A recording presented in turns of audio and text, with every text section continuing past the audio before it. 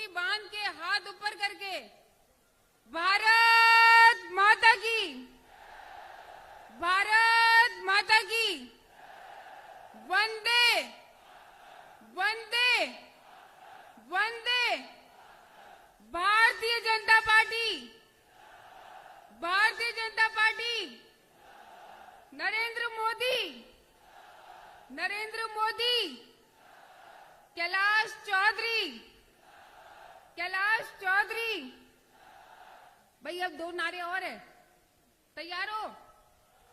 सबको ध्यान है? फिर एक बार जोर से बाहर तक आवाज जानी चाहिए। फिर एक बार, फिर एक बार, फिर एक बार, एक और है, तैयार हो? हाँ बोलो। मोदी है तो, मोदी है तो, जोर से जोरदार आवाज आनी चाहिए। मोदी है तो, मोदी है तो। भाई एक और है, तैयार हो? भाई वो मास्टर जी एक साथ नहीं बताते हैं पूरी कक्षा का, धीरे धीरे बताते हैं। एक और है, तैयार हो ना? हम सब चौकीदार, हम सब, जोर से बोलो, हम सब, हम सब, हम सब। मोदी है तो, मोदी है तो। धन्यवाद। आज यहाँ आप सब पधारे हैं, आदरणीय हमारे प्रधानमंत्री नरेंद्र मोदी जी इस दोहरा धरती पर आ रहे हैं। मैं चाहती हूँ एक बार जोरदार आप सब तालियां बजाएं। मोदी जी हमारे यहाँ पधारेंगे तो हमारी इस दोहरा धरती पर उनका स्वागत है। मेहमान हैं उन सबका आदरणीय हमारे प्रदेश अध्यक्ष जी भाई साहब मदन लाल जी सैनी साहब, आदरणीय राजेंद्र जी गहलोत साहब भाई साहब, आदरणीय राजेंद्र जी राठौर साहब, आदरणीय हमीर सिंह जी, आदरणीय जोगेंद्र सिंह जी, आदरणीय सतीश पूनिया जी और सम्मानित सभी मंच। मैं चाहूंगी कि हमारे यहाँ जितने भी मेहमान आए हैं पूरे राजस्थान से आए हैं, राजस्थान से बाहर से आए हैं, आप सब लोग एक बार जोरदार ताली बजाकर स्वागत करो। ताली बजाओ एक बार, सब लोग जोरदार ताली बजाओ। धन्यवाद, धन्यवाद। मैं जानती हूँ कि आज मोदी जी को सुनने के लिए पूरे बाड़मेर जैसलमेर से नहीं, बाहर से भी लोग आए हुए हैं और सभी बहुत जोश के साथ आए हुए हैं।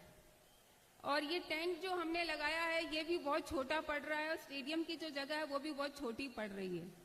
तो आप सबका जो स्नेह है, आप सबका जो आशीर्वाद है, उसके लिए मैं आप सबका बहुत बहुत धन्यवाद करती हूँ, क्योंकि इस चिलचिलाती गर्मी में +40 टेम्परेचर के अंदर जो आप सब लोग यहाँ पर आए हैं, तो आप सबका मैं बहुत स्वागत करती हूँ, अभिनंदन करती हूँ और धन्यवाद करती हूँ।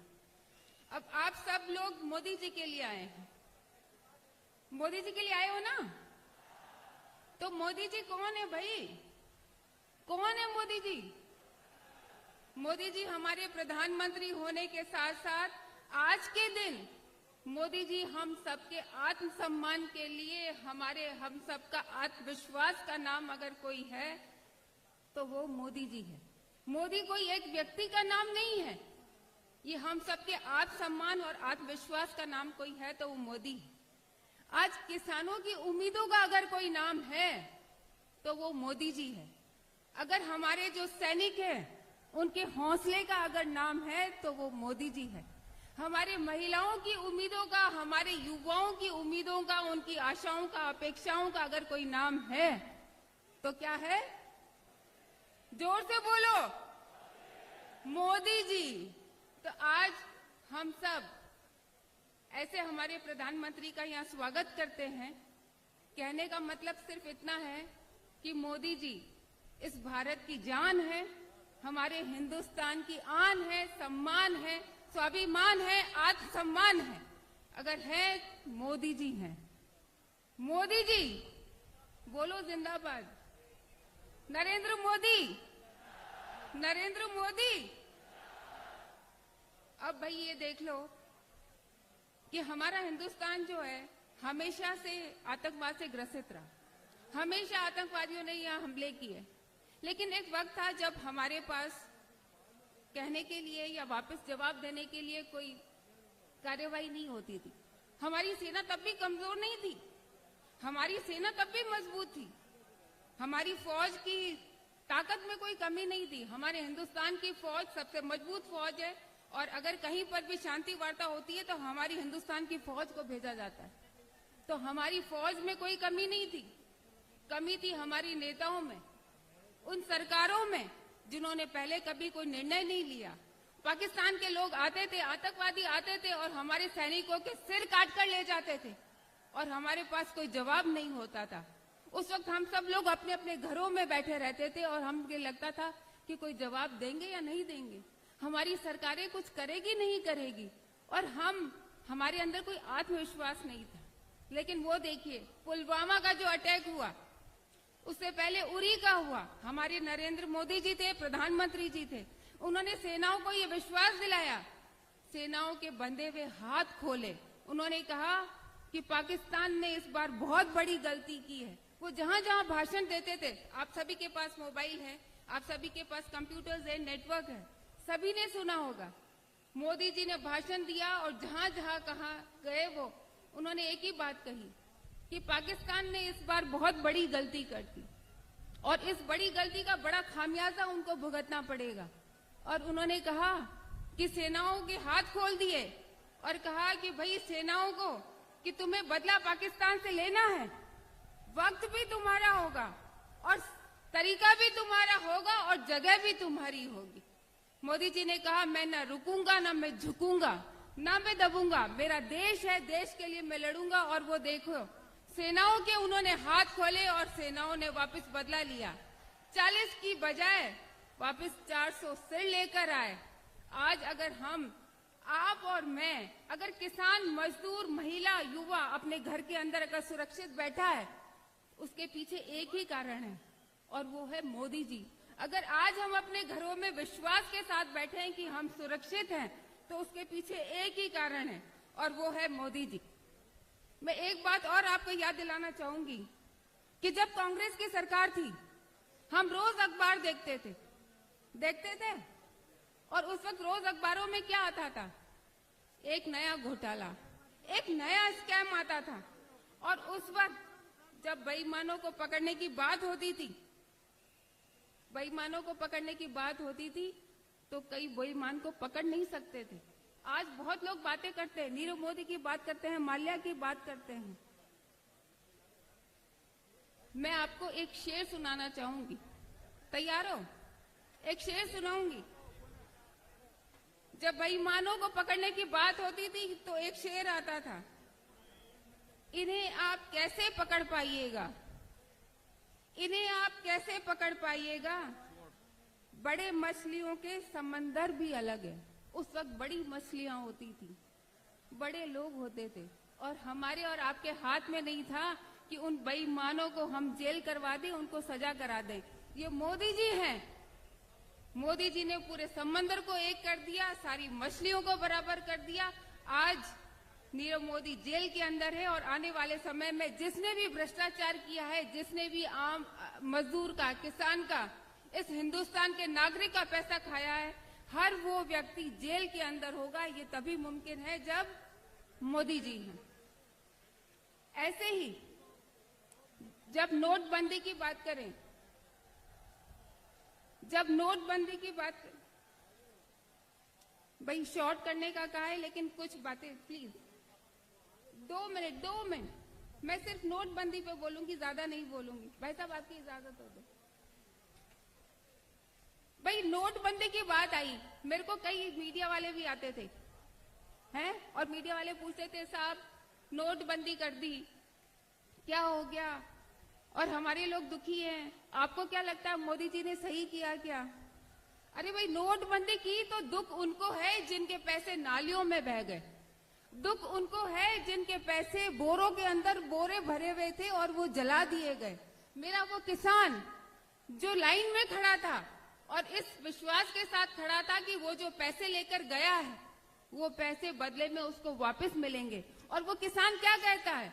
वो किसान ये कहता है कि साहब मैं तो लाइन में खड़ा हूं, आपने जितने पैसे आज मेरे को नोट बदलवाने हैं मैं नोट बदलवा के लेकर आऊंगा, ऐसे ही लाइन के अंदर, ऐसे ही कतार के अंदर हमारी फौज वहां बॉर्डर पे खड़ी है। मुझे तो पैसे के बदले पैसे मिल जाएंगे, लेकिन मेरी जो फौज बॉर्डर पे खड़ी है उसको तो वहां लाइन में खड़े होने के बदले में गोलियां मिलेगी। अगर वो गोली खाने को तैयार है तो मैं इस लाइन में खड़े रहने को तैयार हूं, मुझे कोई दिक्कत नहीं है। तो ये नोटबंदी, ये सिर्फ कांग्रेसियों का बोला हुआ बात है और कुछ नहीं है। और जितने नौजवान हैं, मैं उनको नौजवानों को बोलना चाहूंगी कि उनको मोदी जी के रूप में क्या मिला।